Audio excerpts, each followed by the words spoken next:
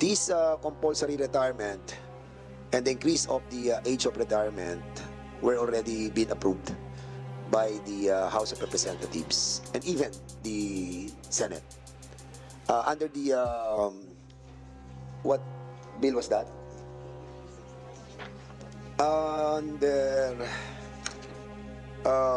House Bill number 8969, Section 4. Yung pong compulsory retirement, 56 to 57 were both approved by the both houses. And the veto of the President does not include the compulsory retirement. As a matter of fact, we have discussed this lengthily. No? Now, what we are trying to discuss is a separate yung GMP and the Bureau of Fire. So I want to hear a motion to include an amendment to the said measure. Yes, I move that the Bureau of Fire and Protection and the Bureau of Jails should be included in this particular bill, Mr. Chair. Yes, and there's a motion to include the BJMP and the Bureau of Fire in the said measure. Any objection? Hearing there's a second motion and no objection. The said motion is now approved. All right. So we'll be moving. If there's no other more questions or queries, so we'll be moving on the next part, no? Ito yung ano po. Mr. Chair. Yes, Senator Bosita, go ahead. Mr. Chair, masama lang kasi ang loob ko kung hindi ko ma-brought out yung sentiments ng rank and file. Ano po bang mahalaga? Yung gusto ng ilan o yung gusto ng majority? Especially those affected personnel from the PNP.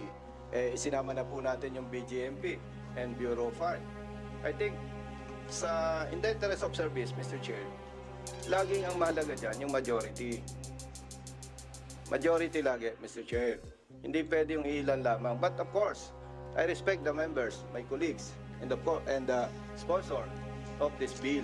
Gusto ko lang parating, Mr. Chair, as member of this committee, hindi po ako pabor sa ganon.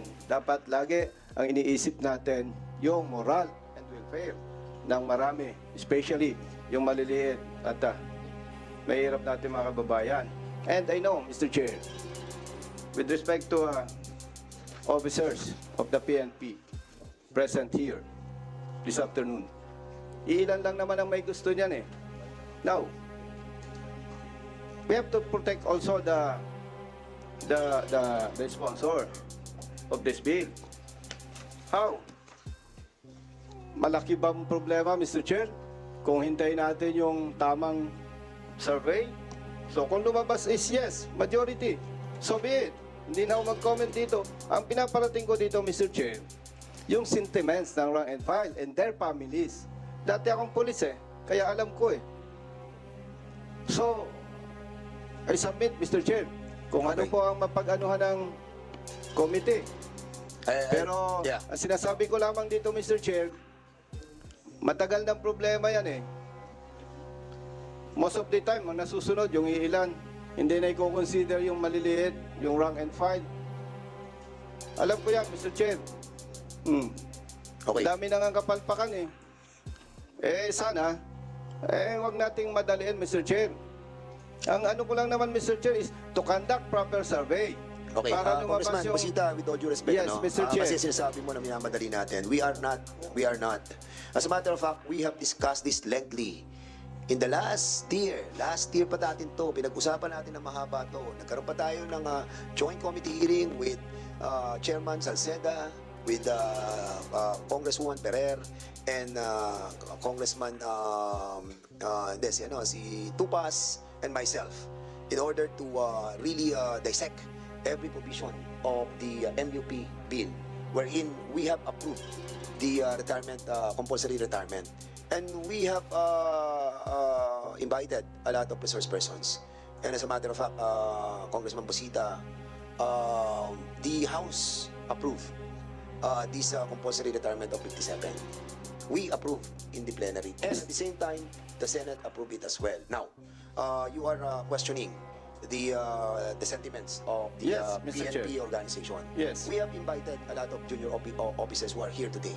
So, basically, I think the thing that we have to do right now is to try to find out from themselves, kung ano talaga yung sentimento ng ating mga junior officials. So, andito sila, Mr. Chair. sino yung mga junior official na narito right now?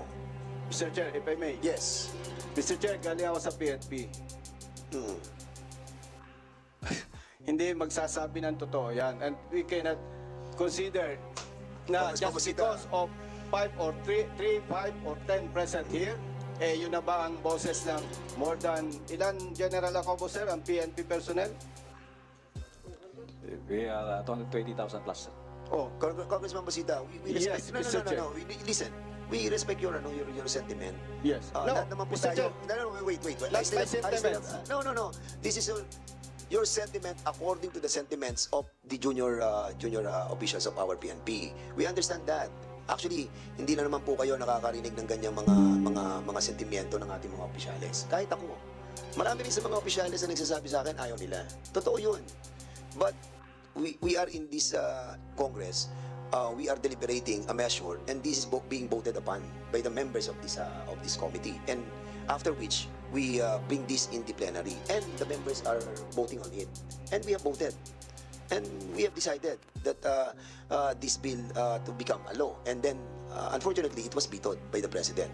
But again, I will repeat, yung compulsory retirement was not vetoed by the President. So, in other words, Mr.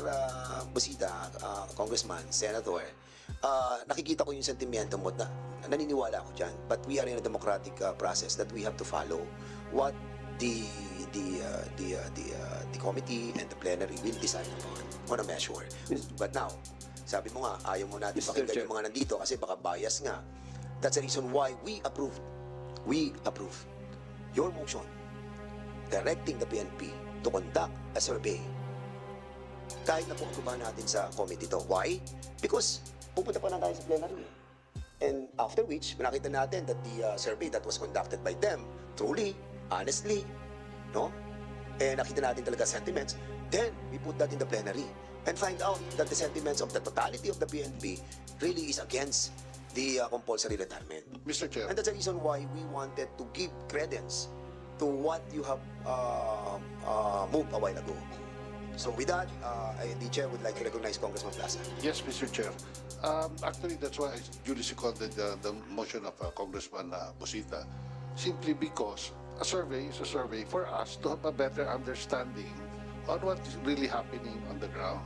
Then, but at the end of the day, we go to the plenary and decide if we agree or approve with this.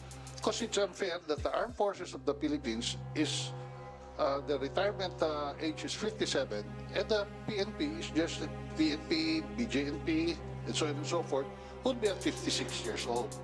Well, in fact, during the 18th Congress, 59 pa nga yung suggest namin na ang retirement age. Most especially, I think there's a law already that once the Chief of Staff is assigned before the age of 57, 3 years ang minimum tenure niya as Chief of Staff. Kasi ang nangyayari, meron po tayong 6 months lang head the PNP, then palit na naman. Short term ang nangyayaring here is Congressman Akop. Again, Congressman Bosita, ang akin is really, I agree with you na my sentiments, but that's why nag-second ako, so that I can have a better understanding and I can decide better when the time comes. Thank you, Mr. Chair. So much. The chair would like to acknowledge the presence of our, ito na wisdom natin, si Congressman Akop. Together, he was with us during the deliberation of this matter. And I agree naman with you, Congressman Bosita, you know that. But of course, alam naman natin that everybody decides on this matter depending on what they feel is right. Di ba? And we are here to agree to disagree. Di ba? And alam natin that there are advantages and disadvantages doon sa gagawin nating approval nung retirement age na 57.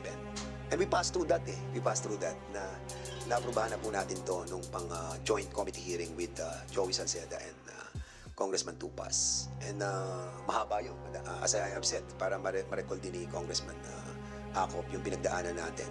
And yun na nga, naaprubahan ng both houses and then was vetoed by the President, not the compulsory age. Diba? So now, we're back tama yon kasi nga yung AFP ay 57 na sila. So ito lang siguro yung wisdom ni Speaker at yung other authors na maisabay yung sa DILG family. And I think with this, we can move on, no? And try to finalize these amendments that we propose on the measure that was authored by the Speaker. After all, we still have the plenary, and then we can question the survey that was conducted by them with regard to this issue that you were raising a while ago. Totoo ba yung survey? May basihan ba yung survey? Yung ba ang totoong sentimiento ng ating mga non-commissioned officers? And you have the right to question that, but other members so there was a motion by Congressman Plaza that the amendment on the BFP and the BJMP, so to be included in the measure that was adopted. So we'll go doon sa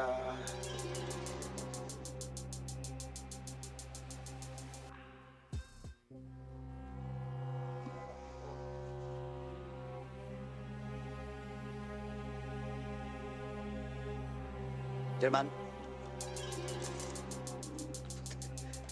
sige, okay. Chairman. Congressman Paduano is recognized. Thank you, Chairman. Anyway, just to be fair to everyone, no, especially to the motion that was made and duly seconded by Congressman Senator Bosita. Mr. Chairman, can we direct the PNP to submit the result before the bill goes to the plenary for second reading? Kasi after this, dadaan pa naman to sa rules, no? Maybe next week. Kaya na ba, Jen, next week? Before we tackle this bill in the plenary for second reading. Mr. Chair, if I may, Congressman Paduano, sir. Go if I ahead, may. Congressman Bosita. Go ahead. By the way, Mr. Chair, gusto ko lang pong i-remind ang PNP na yung motion ko po kanina, yung survey under the supervision of the NAPOLCOM. Hindi po yung kanilang sinasabing survey, Mr. Chair. Ganda na po and the PNP commits that the survey, result of the survey will be submitted to the committee before the bill goes to the plenary on second reading. And submitted to the committee secretary and copy furnish Congressman Bosita.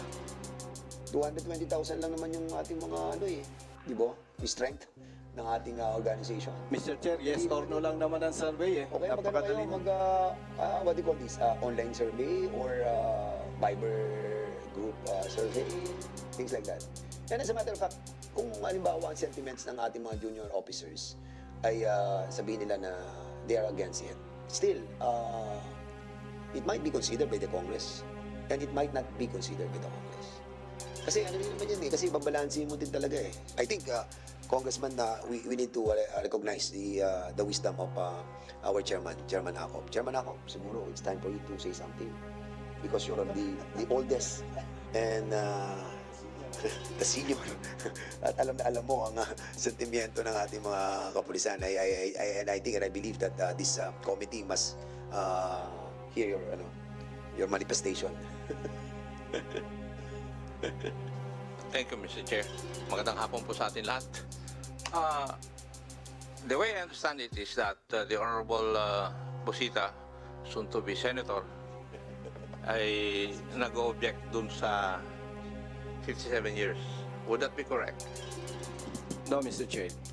Ang gusto ko lang po, yung sentiments ng rank and file ay may consider. Kasi, Mr. Chair, nung nasa service pa ako, napag-usapan na po yan eh. And majority of them, hindi pabor yan.